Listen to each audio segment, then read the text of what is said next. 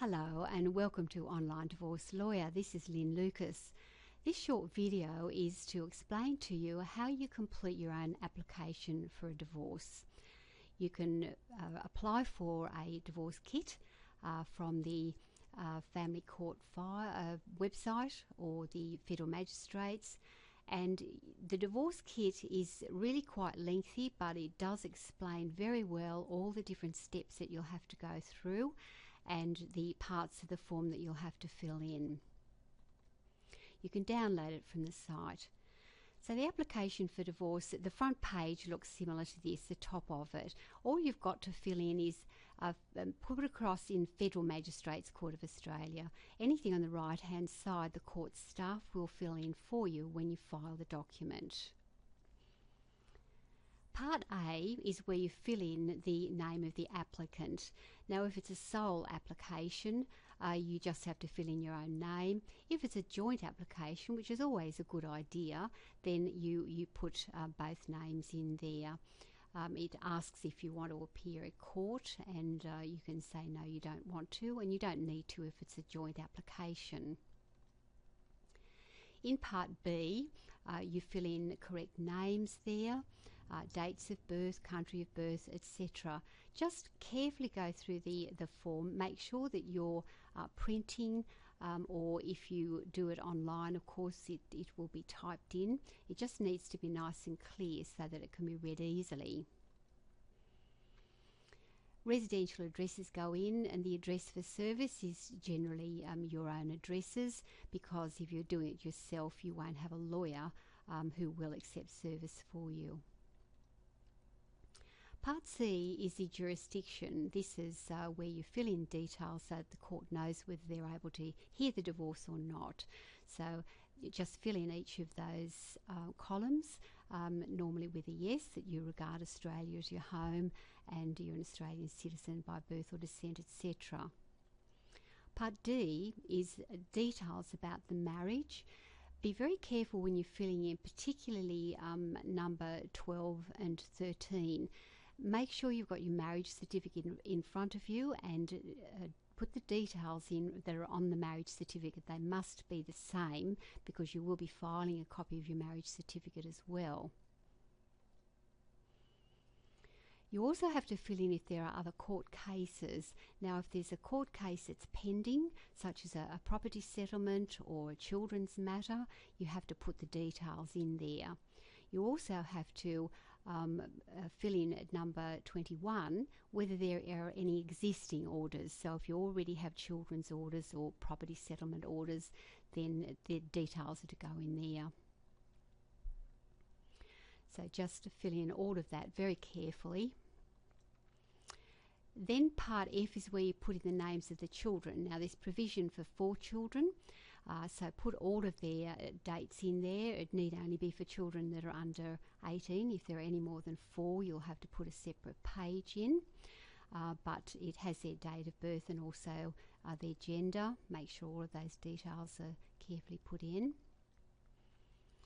Then the next page is going to tell the court where the children live and the time that they spend with each of the parties, and details about the children, their health, etc. So there's a column for each child. The form makes provision for 4 children, so if there are more than that, you need to copy that page and then fill in the details for additional children. So it also wants to know the type of financial support that they receive, their health, where they go to school, and whether you plan making any changes to those current arrangements. Now, that may apply if you haven't as yet sorted out your children's orders. At the end of the form is your affidavit. Now, if it's a joint application, both of you have to sign, but this document needs to be completed and it needs to be signed before a lawyer or a JP. Now, if you're filing these personally in the court, a lot of the court staff are JPs, so they can sign that for you. Otherwise, you'll need to find a JP in your area where you live. The notice of application for divorce is the last form, and all you've got to fill in at the top is the name of your spouse and their contact address. That form will then be signed by the court and given back to you, and it has to be served as part of the application. Now, within the divorce kit, there's information as to where you can file it, so it has addresses for registries throughout Australia.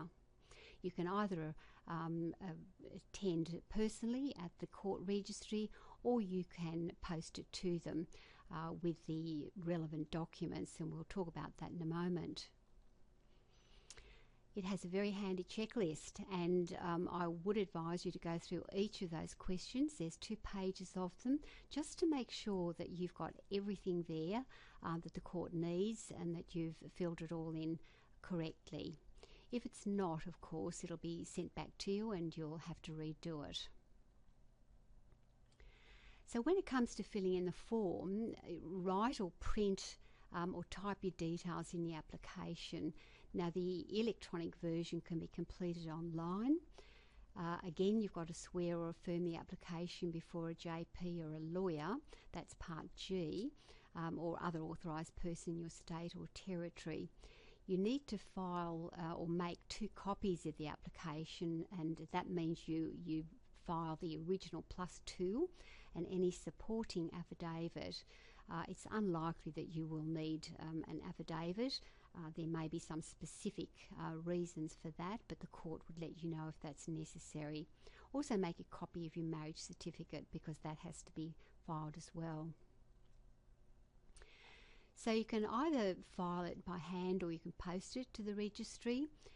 Again, attach the original and 2 copies of the application and a copy of your marriage certificate. You pay your filing fee, and you need to check the current fee on the Federal Magistrates Court's website, because they do increase the fees from time to time. And if it's relevant, perhaps if you're on Centrelink allowances, you can inquire as to whether you're eligible for a fee reduction. The current fee is about $570, so it's well worth making that inquiry. Now, when the court receives your application, they give it a file number and a hearing date and time, and those details are written in the top right-hand corner of the front page. If it's a joint application, the court will give you each a copy of the application and an information brochure called Marriage, Families and Separation. If it's a sole application, the court will give you 2 sealed copies of the application and the same information brochure. Now, service of the documents is extremely important, because if they're not served correctly on the other party, you will not be heard on the day, and it may be adjourned to another date. Obviously, with a joint application, no service is required, because you'll each have a copy of the application. But if you're the sole applicant, you must serve a copy of the application and the information on your former spouse at least 28 days before the hearing date, or if your spouse is overseas, it must be 42 days before the hearing date. You can't personally serve the application on your spouse. You can't just hand it to them, but you can arrange for a process server to serve it or post it to the last known address. I'd advise you to get a process server if there's any likelihood that the person is going to avoid service. Now, that acknowledgement of service then has to be signed by the former spouse when they're served with the application, and the acknowledgement then has to be filed in the court. If you use a process server, then he or she may file the document for you. If the acknowledgement is not filed, indicating your former spouse was served in the required time, the hearing will be adjourned. If the service was earlier than the 28 days, then they'll adjourn it until a period of 28 days has expired. Now, if there are no children in the marriage, then no one needs to appear on the hearing date. If it's a joint application, there's also no appearance needed by either party, even if there are children. But if you're making a sole application and there are children, you must appear in court on the hearing date. The respondent spouse doesn't have to appear in any circumstance. If these circumstances prevent your appearance, that is distance to travel, ill health, etc., then you may apply to the court in writing for a telephone appearance on the hearing date. So if your application is successful, the court will grant a divorce order, and that order becomes final 1 month and 1 day after the hearing. After that time, a copy of the divorce order will be made available to you by post after the order becomes final. For further information or advice, check the following website, www.familylawcourts.com.au. That's where you'll find your divorce kit, and you can download that. So what does Online Divorce Lawyer do? We reduce the pain of your divorce property settlement and deliver excellent results. Importantly, we save you thousands of dollars. Check our website for helpful advice and opt in for your complimentary ebook, Guide to Saving Money on Divorce Property Settlements. We can act for both parties in a property settlement if agreement has been reached as to how your property is to be divided.